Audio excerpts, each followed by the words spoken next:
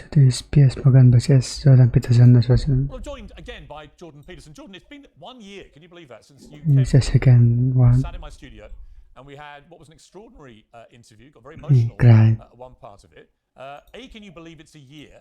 And what kind of reaction did you have to that interview? Because some of the clips went so big and everyone was having a view about it. What was your reaction? Well, I enjoyed talking to you, and I'm never that happy really when I become emotional about something that's being discussed, and sometimes for me that's a consequence of not exactly optimal health. You know, it makes me a little bit more emotionally fragile than I'd like to be, but by the same token, I wasn't unhappy with it. I do still hold to my belief that I am addressing a loss, a demoralization among young people, and maybe particularly young men, and that I don't feel that there's anything inappropriate about that. And, you know, I have toured all over the world, and I've seen the extent of demoralization among young people, and it is very affecting if you have a clue, as far as I'm concerned. And so we touched on that, and I mean, other than that, I was very happy. I was very happy overall with the interview and with the manner in which people received it. I was too. I had an extraordinary reaction just in the streets, you know, of London and New York, and people coming up to me wanting to talk about it, wanting to know what I thought of you, and it made me realise just how wide your influence is and how important you are to so many people, especially actually young men.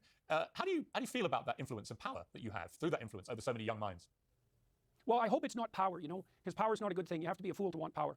If it's influence, that's a good thing. If it's an invitational influence, that's a better thing. If it is the sort of influence that encourages people to stand up on their own and to help them believe that they can do that and that they should do it and that the world is a lesser place if they don't, then that's a good thing. And I do think that that's what's happening. That's the stories I receive from people. And I would say it's daunting because to understand that the message that you're conveying has played an important part in people's lives is an immense responsibility, and you have to handle that with all due caution. You know, I do everything I can in my lectures and when I meet people. I guess young people to believe in themselves and what they do. Be pleased as I can possibly be that they're positively affected by what I've been doing. And I would also say, you know, I'd like to distinguish it too. I don't like to think in some ways that it's what I've been doing.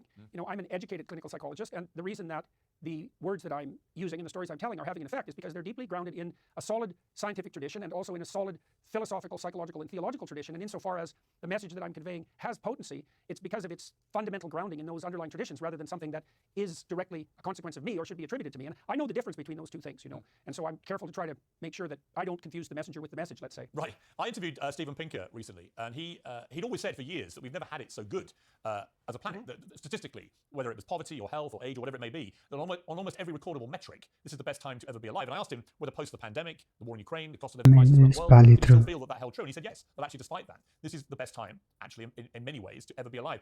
When I read your Twitter feed, which I find fascinating, exciting, challenging, combative, but often quite furious, I get a sense of somebody quite angry with the state of the world. Is that a fair reflection of your state of mind about the world? If so, why? Well, we've swapped adventure for security. And Pinker rightly points to the fact that on the grounds of material security as well, satiety, satisfaction, let's say, we're doing better than we ever have. But people aren't built for infantile satiation. They're built for truthful adventure, as far as I'm concerned. And so to the degree that we purchased security and safety at truthful adventure, what do you want young men to do then? The cost of existential adventure, that is not an advance. Now, I think, being optimistic like Pinker, that we could have an adventure. We could have our cake and eat it too. Let's put it that way. We could make the world an abundant place, and there would still be room for an adventure for everyone. But I think the existential or the enlightenment types like Pinker, they make a mistake when they presume that mere material well-being is sufficient to provide people with the meaning that's necessary to offset the fundamental existential uncertainty of their lives. You know, we're mortal creatures, and we're prone to decay and to the loss of everything that we have, even if we're rich. And you need a meaning that offsets that. And I don't think the enlightenment types have done a good job of addressing that at all. They don't really understand, or they refuse to understand, the depth of that spiritual longing. Am I angry? No, I wouldn't say precisely so. I'm upset. I don't think there will be very much spiritual longing if you are born in poverty. Many things that I see, I think the net zero move is a travesty in 5 different dimensions. I'm absolutely appalled that the globalist utopian elitists would sacrifice the poor to save the planet, especially when there's no evidence whatsoever that they're actually effectively saving the planet. And we can take Germany as a case in point there. And I would say the UK to some degree. But I'm fundamentally optimistic. I think that human beings can solve any problem that's set in front of them. This is also another place where I think the apocalyptic utopians have got something seriously wrong. Like, they basically take a zero-sum approach to economic analysis of the world. We have finite resources. There's only room for a certain number of people. And so, of course, that begs the question of what in the world you're going to do with all those excess people. And we have to move towards degrowth, or there's going to be an apocalypse. And I think everything about that set of presuppositions is wrong. We don't live in a zero-sum universe. The apocalyptic outcome that everyone's predicting isn't necessary. And the more fundamental truth of the matter is that if people adopt subsidiary responsibility, and we could get into what that means, and we organize our social hierarchies effectively and generously, we could make the desert bloom. We can make much out of virtually nothing. And we have the capacity because we can transform cognitively. And there's no reason to assume at all that we couldn't have more than enough for everyone. Now, that would mean those who want more for what's the point if you start very late then? themselves, then for other people would have to let go of that essentially power-mad desire and be willing to share and be willing to raise the poor out of poverty. And of course, doing so decreases the gap between rich and poor, and that's very annoying if you're narcissistic and rich. You spoke last night, actually, at the Buckley Institute in New York, and you said something really interesting to me. How do you have the adventure of your life, you asked the people there, including many students. And your answer was, tell the truth. And then it's so bloody interesting and engaging and exciting that it justifies the misery of your existence. What can I tell you? There are great books. Read them, ignore your professors. And I did love that, because actually there is a real power, isn't there, to the truth, particularly in this era, I think, where there's so much untruth and disinformation flying around. Actually being true to yourself is probably the most powerful thing you can be, I think. Well, you can think about that in two ways. I mean, the first way is, who are you if you lie? Now, I would say, well, you're false if you lie. That seems self-evident. If you're false when you lie, then who are you? You're not you. And so then whatever happens to you when you lie, that isn't happening to you. And the theological view of that is that whatever happens to you when you lie is happening to the spirit of the lie, right? And the spirit of the lie, classically speaking, is a demonic spirit. And so whatever success you accrue as a consequence of lying isn't your success. It accrues to the glory of the spirit who lies. And that's a very bad idea. But then as well, the adventurous element of the truth is associated with the following idea. I mean, I could come on this interview, let's say, and I could have been thinking this morning, well, what in the world do I want to accomplish if I get to talk to Piers Morgan? I'm going to talk to several million people. How can I grow my brand? How can I use this opportunity to ensure that people feel better about me or admire me more? Something hypothetically self-serving, eh? But it's not self-serving exactly. It would serve a very narrow part of myself. It would serve the narcissistic, self-aggrandizing, whim-oriented, hedonistic element of myself. And maybe I would confuse that with myself, but that would be foolish. And then maybe I would get what I aimed at, and I'd have an impressive conversation with Piers Morgan, and that would redound temporary to my glory, and I would walk away satisfied. But the problem with that is it's a stupid goal. And if I attained it, that would just make me successful at being foolish and narcissistic, and the consequence of doing that repeatedly would be that I would become more and more foolish and narcissistic. And there's no success in that. Even if I got rich doing that, I'd be rich and pathetic, and that's not helpful. And alternatively, I could come on here and I could just try to say what I believe to be the case, and then that would be me, and it would be the truth, and then I would be aligned with reality, which seems like a good idea, you know, because if it's you against reality, like, good luck to you. But there's more to it, Piers, because see, if I want to come onto your program saying just say what I think, I have to throw caution to the wind. I can't be calculating the outcome. I can't be like, what would you say, referring to an opinion poll and telling people what they want to hear. I just have to lay it on the line. And to do that, I have to let go of the outcome. But the cool thing, here's the cool thing. If you let go of the outcome, you don't know what's going to happen. And then that's so interesting, really, that it's almost unbearable. And that is definitely something so interesting that it's almost unbearable. That's an adventure. And then you get to have an adventure. And then you think, wow, well, this is so interesting. Maybe it's worth sticking around for and trudging through the misery just to see how it ends. And I do believe you capture that in a relationship with the truth. Yes. I truly believe that. I don't mean that mystically even. I agree. And what's fascinating, actually, is that whenever I've interviewed you or done your podcast, and I'm feeling it again now, We so very big. I agree with so much of what you say, but that's not really the point. I believe that you come from a place of authenticity. And I think there are other people like that. Joe Rogan is another one that I watch him. I don't always agree with him, but I always feel he's authentic in a different way and to a lesser degree. But I think the point's the same. Someone like Andrew Tate, I can see why he resonates so much with young men in particular, because much of what he says, they fills a void in their lives where they feel oppressed as a group of people, and he gives them a sense of empowerment. So I get that. And it's interesting that I cite the three of you, because Gavin Newsom, who's the governor of California, and many think may end up being the Democrat nominee for the presidency next year, he said this. He said, I had a very serious conversation with my eldest daughter about the chat bots on Snapchat.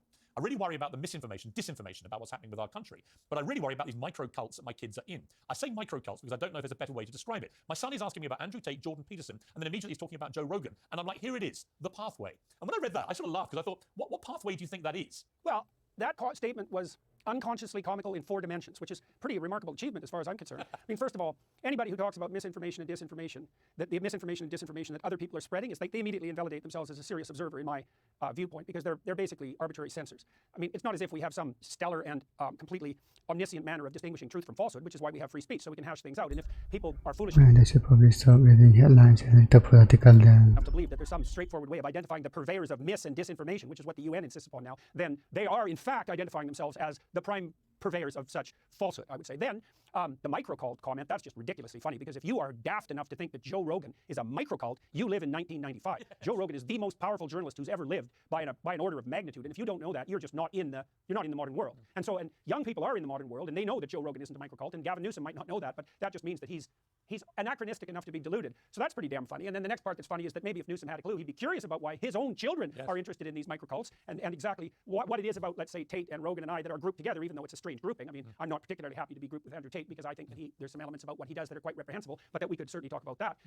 And so, you know, there should be some curiosity on Newsom's front, trying to figure out why it is that this degree of popularity exists. And then the pathway comment is also extremely comical. I tweeted out after that, it's like, well, yeah, Gavin, you better be careful. We're coming for your children there, buddy. We're going to turn your girls into women and your boys into men. And I know that's a dreadful proposition, but, well, you know, it's just so preposterous. I don't know who he thinks he is in the most fundamental sense, and that's really something crucial since he's likely going to run for president. Right. And I don't know what world he thinks he lives in, but he certainly has virtually zero curiosity. You know, and I should point out as well, Piers, I have invited many Democrats onto my podcast. And one has agreed, and that's going to be broadcast soon, but for years I've worked, and I have very many contacts with Democrats, by the way. They're all terrified to come on my podcast. They won't talk to me. And so if it is a microcult, at least half the reason for that is that the damn useful Terrifying. idiots on the progressive side, let's say, are too terrified of the woke mob to come out and actually have a conversation. Well, this leads So me very absolutely comical. Right. Well, that last sentence leads me very neatly to your bête noire, the Canadian Prime Minister Justin Trudeau, the man who told us that the word mankind should be replaced by peoplekind, the man who virtue signals for the world and yet was caught repeatedly having blacked his face, and the man who only a few days ago joined in an ovation in the Canadian Parliament for an actual Nazi.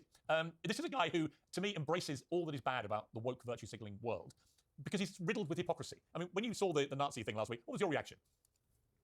Oh, living in Justin Trudeau's Canada, it's a never-ending hallucinogenic, surreal dream. Justin Trudeau's mode of governance is to top each scandal with a bigger scandal, and he's really good at that. So it's like literally virtually for the entire course of his governance, there's just been one scandal after another. And what happens is the newest one obliterates the previous ones in the imaginations of Canadians. And I mean, in the last 2 weeks alone, he managed to go to the G20, to alienate the Prime Minister of India, to start a trade war with India, to make the Indian government so irritated they decided not to give visas to Canadians anymore. And he did that to maintain his idiot coalition with the narcissist in Canada, Jagmeet Singh, the leader of the Socialists, who is just as bad as Trudeau and lacks his intelligence, which is a really pretty dismal insult, let me tell you. And then he called a whole sequence of protesters across Canada who are parents, led mostly by Muslims who are quite traditionalist. He called them misogynists and bigots, just like he did the trucker convoy. And then he set up the circumstance so that while Zelensky was there was a literal Nazi, SS Nazi yet, so like the best kind of Nazi, let's say, addressing the Canadian House of Parliament. And then when he apologized, because he eventually did, he really didn't take any responsibility and offered his own speaker as a sacrificial lamb. It's like, and that was just last week. And you might say, well, what's wrong with Canadians? And I can tell you what's wrong with Canadians is that Canadians have a very difficult choice to make. They can either wake up and realize that under the jurisdiction of this preposterous narcissist, we've compromised virtually every institution of integrity in Canada, which is a really bitter pill to swallow, or we can assume that everyone who's pointing that out is some sort of conspiracy theorist. And it's way easier for Canadians to swallow the latter story than to actually contend with the true ramifications of the former story. Now, unfortunately, the former story is conspiracy. True. So that's okay. But what's extraordinary? What's extraordinary about? Long. I mean, what's extraordinary right now? You've been ordered. I don't even know if that's the right word to use, to take social media training by a Canadian court because you posted tweets criticizing the transgender and body positivity movements. My first question is, do you intend to do this? Oh, well, I've got all sorts of evil plans on that front. I mean, at the moment, we've appealed the decision of the court in Canada to allow the college to proceed with their re-education of me. Now, the re-education, one of the criteria of the re-education program is that I'm required to sit down with a social media expert, whatever the hell that is, because that's not a genuine occupation. I don't even know how you define it. And I'm supposed to also, as a clinician, be very careful about how I allow myself to be educated, let's say. I'm supposed to educate myself according to the tenets of scientific investigation, for example, or recognized clinical practice, and social media expert doesn't fit into those categories. Anyways, I'm supposed to sit down with a social media expert, and then I'm supposed to modify my attitude, however I'm supposed to do that, until they're satisfied that I've changed. And, that's not that likely as far as I can tell, because I haven't changed since I was 3 years old, really, in some core elements. And I do that at my own expense for an unlimited amount of time until they've decided This is kind of ridiculous. Wisdom that I've learned whatever the hell set of lessons I'm supposed to learn. And so we've appealed that decision. We're planning, if necessary, to take it to the Supreme Court. I don't know if that'll happen. And but if it doesn't, then the next thing people are allowed to have their own opinions. to do is take me in front of a disciplinary hearing, right, to sort me out before they actually throw me in front of the re-education specialist. And But it's also, up till now, you're they've telling made this, Jordan, it's also preposterous, isn't it? I mean, the idea that in a modern democratic society, which Canada purports to be, the idea they take one of its great thinkers, clinical psychologists, like someone who literally is one of the smarter thinkers and brains in the country, and think that they can get a social media expert, whatever that is, to re-educate you about views that you honestly hold about some of the insanity of the gender debate or the insanity of the body positivity debate. And we had a case here where Cosmopolitan magazine put a model on the front cover, 305 pounds, 5 foot tall. That is morbid obesity. And in the interview that accompanied it, not a single word suggesting this was anything but a positive image. And yet I knew that what they were doing was promoting an encouragement of this model to actually continue a pathway to potential early death because she was morbidly obese by any clinical analysis. So the fact that you challenge things like that you challenge the gender identity nonsense, which leads to biological males destroying women's sport, for example, all that kind of stuff, the idea that somehow you're in the wrong and you have to be re-educated, that in a way is a form of fascism, isn't it?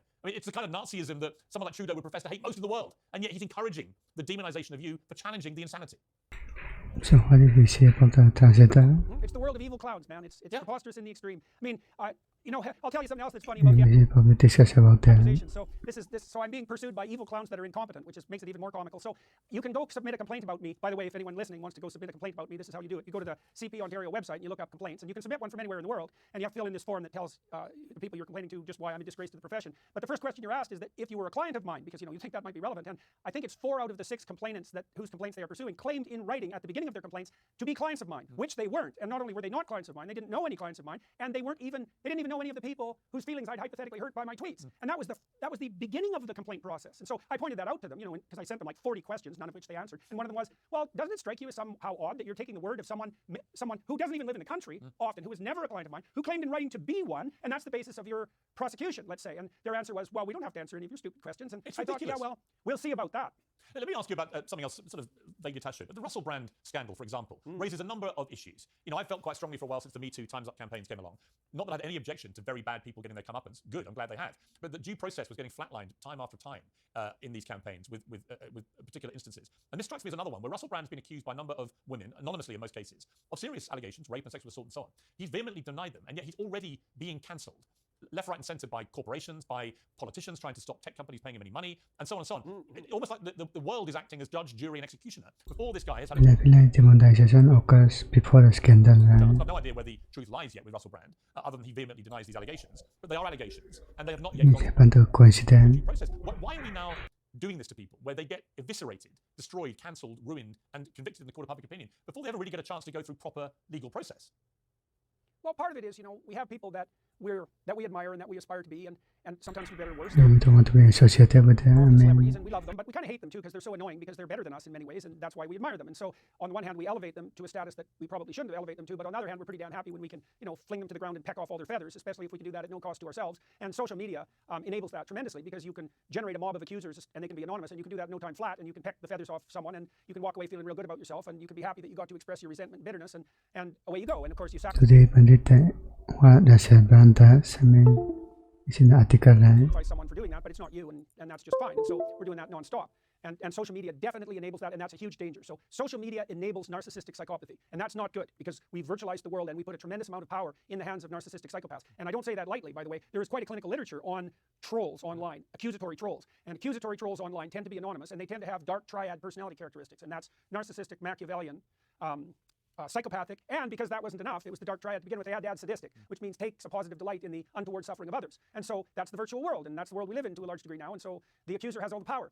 And that's a real technical problem as well as a moral problem. And that's what's happened to Russell. Now, Russell, Russell's sexual behavior was exactly the kind of hedonistic nightmare that all the radicalists and progressives are rah-rah-rahing about nonstop, except when it comes to visit them at home, let's say. So if it's true, then And he was celebrated for his womanizing, and he's apologized for that, and he stopped drinking, and he stopped taking cocaine. And usually people who engage in licentious and impulsive behavior of the sort that's liable to get you in trouble are extraordinarily intoxicated by alcohol at the time of doing it. So the mere fact that he's become sober in recent years and also attempted to atone for his sins is a real plus. I think it was Nietzsche who said, however, that just because you think you're done with your past doesn't mean your past thinks it's done with you. And that's a dreadful statement, and everyone who's alive should be set back on their heels by the reality of that. But hey, here we are. That's the world we live in. And I'm not so sure that the cancellation... Right, I was going to ask you on that, though. If it turns out, though, that these women are telling the truth, and he is demonstrated to be proven to be a rapist and sexual assault, presumably you would agree that that is despicable and he should be punished for his crimes. Well, as you said earlier, we have courts for determining that, and what constitutes the truth, especially in retrospect, particularly in the fog of an alcoholic encounter, let's say, is not an easy thing to determine, and that's why you have to trudge so horribly through the court system to try to make sense out of it. And of course, then what we do as citizens of a democratic and at least in principle functional society is accept the verdict of a court. But you don't do that beforehand, and you certainly don't presume that just because someone's accused, it's time to strip them and throw them out into the street. And the reason you don't do that in part, I mean, look at Andrew Tate example. I mean, if that becomes the norm, it will 100% come to visit you and your loved ones. So when you attribute to someone else the right to the presumption of innocence and due process, you are simultaneously, absolutely accruing to I yourself don't think accusers want to be known as sexual assault victims, bruh. that privilege and right. And we have to remember that because we're all stupid, we're all fools, we all do stupid things. And so we need careful protection for our own fragility and foolishness, and presumption of innocence and due process is part of that protective structure. Yep. We sacrifice that at our great peril, even though it's so enjoyable to do so. Right. Did you see the Barbie movie? Not yet. I plan to see it this Oh week. I boy, want to see here it. From what comes. you've gleaned about it, read about it, heard about it, it mentions the word patriarchy, I think, a dozen times or something. Oh, yeah, patriarchy. There's no doubt the whole theme of the thing is that, you don't really need men anymore, women. You can have everything you want without these ghastly people. And we need to completely Really? patriarchy and have a matriarchy, right, where women run everything and particularly that'll work. run beastly men. I mean, this war on the patriarchy, what are your thoughts on that? Well, I would say the online world in many ways is a matriarchy. And the reason I would say that is because the online world enables female form antisocial behavior.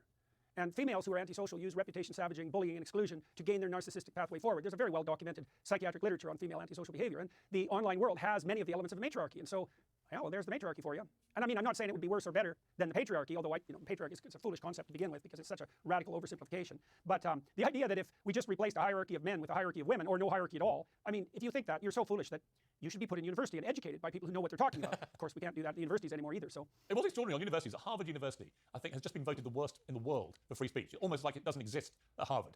Worse in America, I think it was. I mean, how can it be that Harvard has become this barometer of the enemy of free speech? Well, it took a lot of work to manage that. It took decades of something approximating foolish conspiratorial maneuvering to manage that. I mean, you got to ask yourself, is Harvard a university or a hedge fund? I mean, it has a massive endowment. It seems to me very often that the university is just a sideshow for the people who govern Harvard's economic affairs. But that aside, it's taken a very long time to let the woke mob and the progressive propagandists take over the university systems, and Harvard's in the forefront, and so they managed it a little earlier and a little better. And I say that, by the way, with absolutely no satisfaction. I worked at Harvard in the 90s. I was a professor there from 92 to 97, and I loved it, and it was one high-functioning institute at that time, man. It really, really valued excellence, and it just didn't talk about that. It actually did it, and I loved being there. The students were great. The professors were great. I really liked my colleagues. It was an admirable place, and I still have colleagues there, and they've told me straight out that they don't get to say what they think. The bureaucracy has taken over the institution. The inmates run the asylum. The professors are terrified too. I've had professors from the Kennedy School tell me this too, that they can't say what they think anymore. And so when you let the second raters and the pretenders in, and you let them whine about victimization and oppression, and you let them usurp the appropriate function of the university, you get exactly what you deserve. And that's exactly what happened at Harvard. And it's still happening. It's not improving. I can't really see how it will. I think that to flip the universities, you'd have to do to them what Musk did to Twitter, which is to fire 90% of the people who work there. Yeah. And that's just not going to happen. So, you know, I think the most ridiculous. I started a new university with my daughter. So right, I'm going to come to that. Address it that way. When Michaela joins us, we're going to talk about that university. I want to just, on the university, I remember one recent case. It was a professor who for 25 years Paya gave a them all. lecture in the use of offensive language. And as part of the lecture, he used offensive language. And he got cancelled for using offensive language. And at that point, I realized that parody was dead. Everything was dead. I mean, in that moment, you couldn't parry. Hey, that's just ridiculous. That a professor teaching how to use offensive language, using examples of offensive language, Actually teaching, bruh. then is deemed to have offended students so much that he has to get cancelled and lose his job. I mean, completely insane. Yeah, well, welcome to the land ruled by the evil clown. You know that he has ascendant, so to speak, when, as you pointed out, you can't parody it.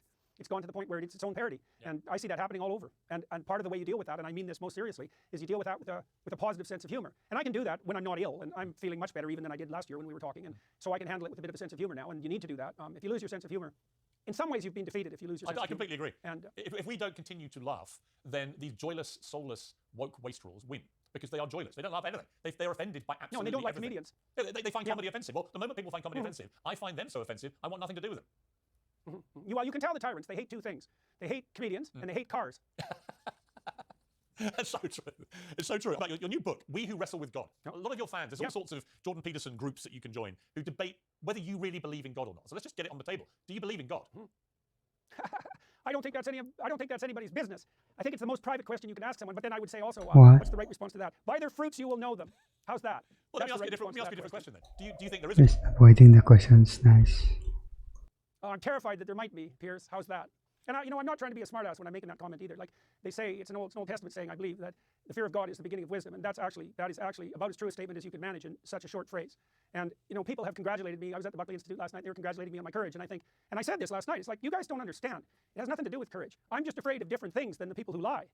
And I'm afraid, for example, of what happens when you lose control of your tongue. And I said that back in 2016 when I first opposed the Canadian government. And people were, congratulating me. It's like, well, you're so brave to stand up to the government. It's like, I'm nowhere near as afraid of the government as I am of what happens when people lose control of their tongue. I studied totalitarianism since I was 13 years old, in depth. And I know what happens when people lose control of their tongue. What happens is everything goes to hell. And I mean that metaphysically. I might even mean it theologically, but you can just say, don't even bother with that. But what's fascinating? Let's just mean it practically. But what's interesting is, I completely agree with you, by the way. And you are the most open book of almost anyone I've ever interviewed, right to the point I asked you if you believe in God. I didn't actually know what you were going to say, but for some reason you're reluctant to say.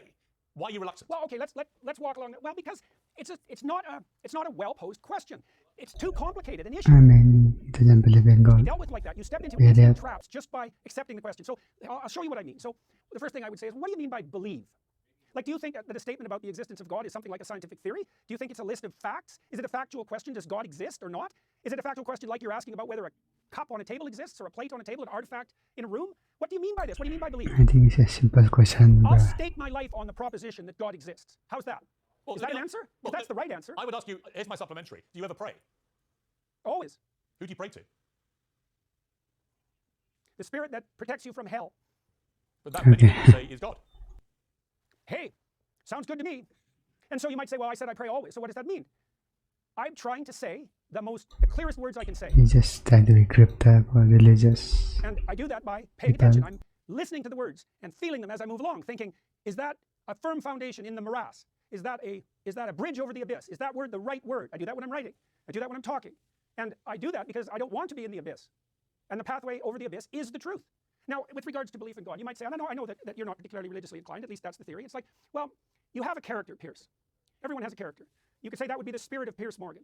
And then we might say, well, let's inquire into that spirit. If you were a hedonist, then the spirit that would be Piers Morgan would be your hedonistic whims. And that would be your God. I would say if you're a noble person, then your spirit is something elevated above your mere whims. And then there's a spirit that's inculcated within you. It's a consequence, perhaps, of your socialization. But in a more sophisticated way, it's actually a consequence of the spirit that you've allowed, as a consequence of your choices, to dwell within you. And that spirit has a nature. It might be allied with the truth. It might be allied with falsehood. If it's allied with the truth, it's a manifestation of what is being considered traditionally the logos. The more you're aligned with the truth, the more your spirit is an avatar of the logos. And that's just, it's true. It's religiously true, as it turns out, but it's also technically true. It's technically true. See, I had a And debate. so I'm making that case in the new book. Right, so I had a debate with Richard Dawkins about this, who was a bit disingenuous with me because he sat with me for a whole show, seemed to enjoy it, thanked me very much for it, and then called me a fool afterwards in some podcast. So I know you've had a few run-ins with him, and it doesn't surprise me. But what I said to Dawkins was, because I was raised a Catholic, I was given spiritual guidance for several years by Catholic nuns, and I do believe in God. And the reason I said to him is that no human brain can really explain to me, or anybody, what was there before nothing. So if you believe in a Big Bang Theory, well, what was there before that? Because I don't think any human brain has that power to explain or answer that question. To me, it makes perfect sense. There should be some being, entity, something which is superior to a human brain. And I would think that someone with your brain would think that too, because there are questions we simply can't answer. Okay, three things about that. So the first is that's the argument by design, that things are so complex and sophisticated that that cries out for the hypothesis of something like a creator. I'm not a big fan of the argument by design. I can see its advantages, but it isn't the primary argument as far as I'm concerned. So the Big Bang proponents have a problem because it's a tenet of the Big Bang theory that the laws of physics themselves break down at the point of the singularity, and that would be the point just before the Big Bang. And when you say the laws of physics, the existence of space and time even, is unknowable prior to the Big Bang, you're basically positing a miracle at the beginning of existence. And so if you get to have your miracle, there's no reason the religious types can't have theirs. You might argue about what the miracle needs to be, and I think that's an argument that has to be had. I don't like the argument by design. I like the argument by conscience better. So the argument by conscience, which is another string of classic theological thought, is that something dwells within you that aligns you with the spirit of reality. And it's the still small voice within that was identified first by the prophet Elijah. And it was part of a transformation in the religious viewpoint in historical terms that moved the notion of God from something like Baal, B-A-A-L, a nature god, the god of storms and earthquakes, of what would you say, remarkable and awe-inspiring natural phenomena, to the voice within that can, if you attend to it, align you with the structure of reality itself, that internal voice being a manifestation of God. And I think that's an extremely powerful argument. And I think it's right. And I'll tell you something about Dawkins' work that's very interesting. So Dawkins has pointed out that an organism has to be a microcosm of its environment in order to survive. And I would say the voice of conscience within us is the most unerring manifestation of the microcosm within. And I think you can make an extraordinarily powerful biological case for that. And I've done that in this new book.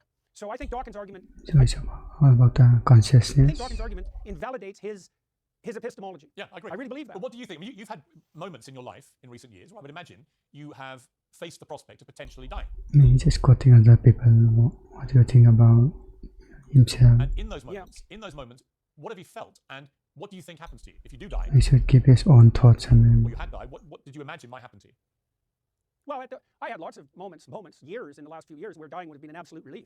And had that been accompanied by the complete cessation of my being, I would have been perfectly content with that. There are things that are far worse than dying. So if you're only terrified of dying, you've hardly begun to plumb the depths of existential catastrophe. Death is You just don't have an imagination. What could be worse than dying? Being a prison guard at Auschwitz? But you'd still be alive, even if you're witnessing horror. mean- It's not death that the Oh no, ultimate... I'm thinking perpetrating it. Right. You mean... How about being an Auschwitz guard? How about being an Auschwitz guard who really enjoyed his job? How about that? That's worse than death, as far as I'm concerned. Right. I mean that. No, I see that. That's hell, man. Yeah, it's a living hell. That's I agree. hell. Yeah, I agree. Mm-hmm. But do you think So- there's an actual hell, Jordan? Is there somewhere that people like that go to, which is hell?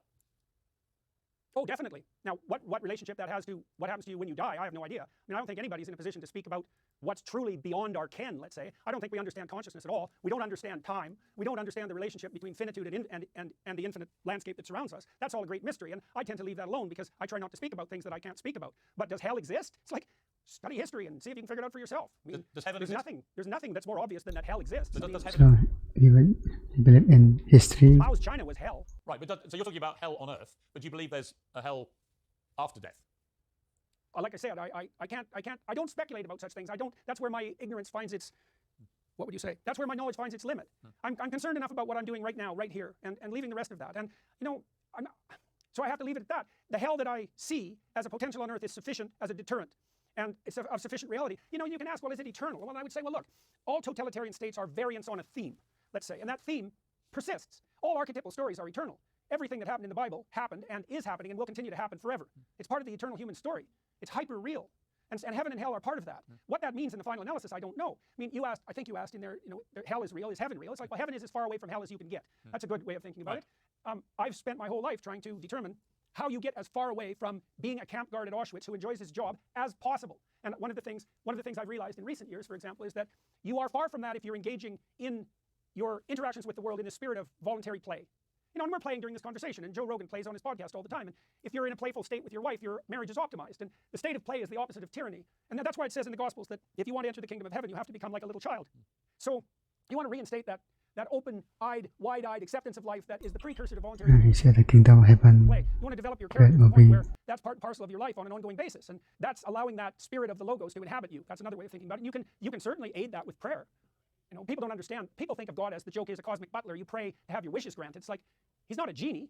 You want to pray? It's like, pray about your stupidity. Here's a prayer that'll work for sure. You want to see if prayer works? Here's one. This will work. Sit on the edge of your bed.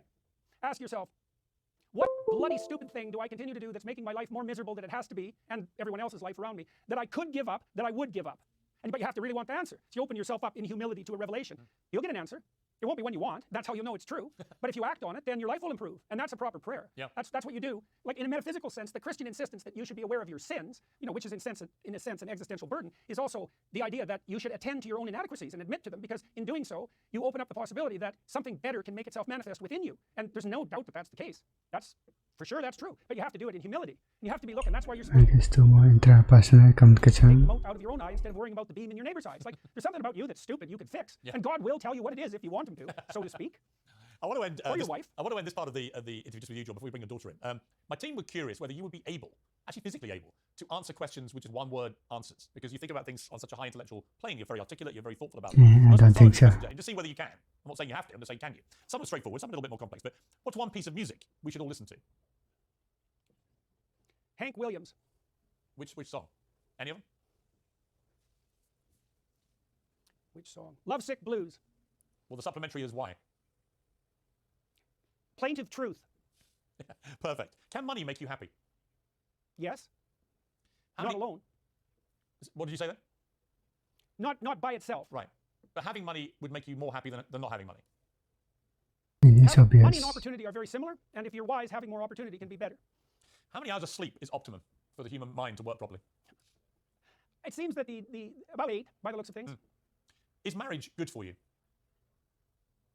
compared to the alternative. Is owning a pet a good idea?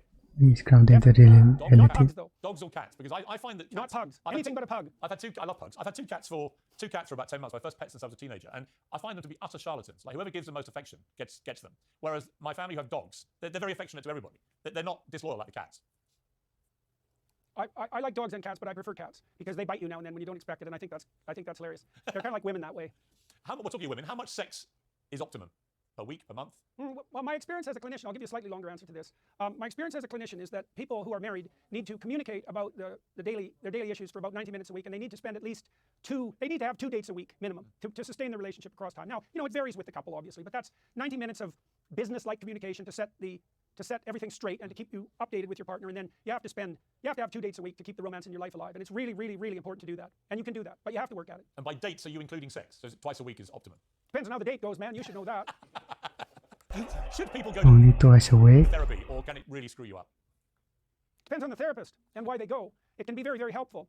There's no real difference between a therapeutic relationship and a genuine relationship. And so the question really is, are genuine relationships beneficial to people? And the answer to that is, of course. And you might say, well, can you mimic a genuine relationship in a therapy practice? And the answer is yes. It's not as good as a marriage. If it's a good marriage, it's maybe not even as good as a great friendship. But if you lack both of those, then a therapeutic alliance can be extraordinarily helpful. Now, if your therapist is incautious and poorly trained and foolish and ideologically addled, then it can be a complete bloody nightmare. But everything's like that, right? If you go to a surgeon who doesn't know what he's doing, well, you know, he'll cut off the wrong leg, and that's often not a good thing. Who is the one philosopher I thought that we happens. should all read? Oh, I don't know if there's any philosopher we should all read. Nietzsche. Breakfast, lunch, Nietzsche, or he's dinner? deadly. Well, breakfast, lunch, or dinner? What's the most important meal of the day? Lunch, I mean, Breakfast. okay. Craven, have you ever saw this speech? He gave a fantastic speech. He was one of the top military guys in the American military. And it was basically centered around making your bed. The very first thing you should do each day is make your bed, because it set a discipline for your day and a purpose and got you going. What would your advice be for the first thing Clean you your should do when you room. get up Open their eyes. and look around them? It's a good thing to do all day is open your damn eyes. And See what's right in front of you. Well, the bed making duplicates the cosmic order, by the way, right? Because you make order out of chaos, and that's a good thing to do when you first awaken, because you're reenacting the creation of the world in a symbolic manner. And finally, on this part of the So it's a good way to get your day going. yeah, it is. The final part of this section. What is the best and worst thing about being Jordan Peterson? The worst? I'm a bit much, And the best? you might say. So What's the best thing? I'm sort of running in all directions very rapidly, and so that can be a bit much. It's hard on people around me. I'm a bit much, man. And what's the best thing about you? The best thing about being me? Yeah. It's overwhelming, really. Well, the deep appreciation that people have for what I've been doing. It's stunning. It's soul-destroying, but it's amazing. Is it not soul-enhancing? I mean, I feel it when I do interviews with you, the reaction I get from people, just how much you mean to them. I mean, I can imagine it's soul. Yeah, well, that's a bit much, you know. I mean, look, when I go, wherever I go, it's so strange, because wherever I go, it's like I have friends there, because I walk down the street and people wave at me and, you know, they call out my name, and it's a bit much. It's amazing. It's really something, but It's amazing. it's hard to, Pera social. it is, it's hard to wrap my head around it. It's very hard to wrap my head around it, and especially because it happened to me, you know, when I was older than 50. It's been quite an adjustment. I wouldn't say it's one I've made, and it's an immense responsibility, and I'm not complaining about that at all. I'd be a fool to complain, an ungrateful fool. But it's you know, it's a strange thing to have far more than you could ever imagine. What do you mean? Well, that's my life. I have far more than I could ever imagine. I didn't think it was possible. Dating I mean, you become again. somebody who, in the later stage of a life. Yeah, you did it again. You got me again. God Well, damn it. it's very interesting. I mean, you are an emotional person. I know that. But I think it's also interesting to me what makes you emotional. And in a way, it's similar to why you were emotional last time I talked to you, is that you are very acutely aware of the influence you now have over so many millions of people. And I think you feel that responsibility profoundly. And I think that's what triggers in you an emotion. Yeah, it's gratitude. Yeah. It's an You know, amazing- imagine someone gave you everything you could possibly imagine. Yeah. And more. Well, that's the situation I'm in. And do you find it overwhelming sometimes? Always. Always. Yeah. I think that's partly what made me ill. Yeah. It's an amazing thing, Jordan. I can't think of a better segue, actually, than to bring in, for the next part of this interview, your daughter, Michaela, who will have been, I'm sure, watching this and knows you better than anybody. So we're going to come back and have the second part, which is 2 Petersons for the price of 1. It's nice. Terrible thing to inflict on the world. I guess I'll be letting that. It was a great conversation right there.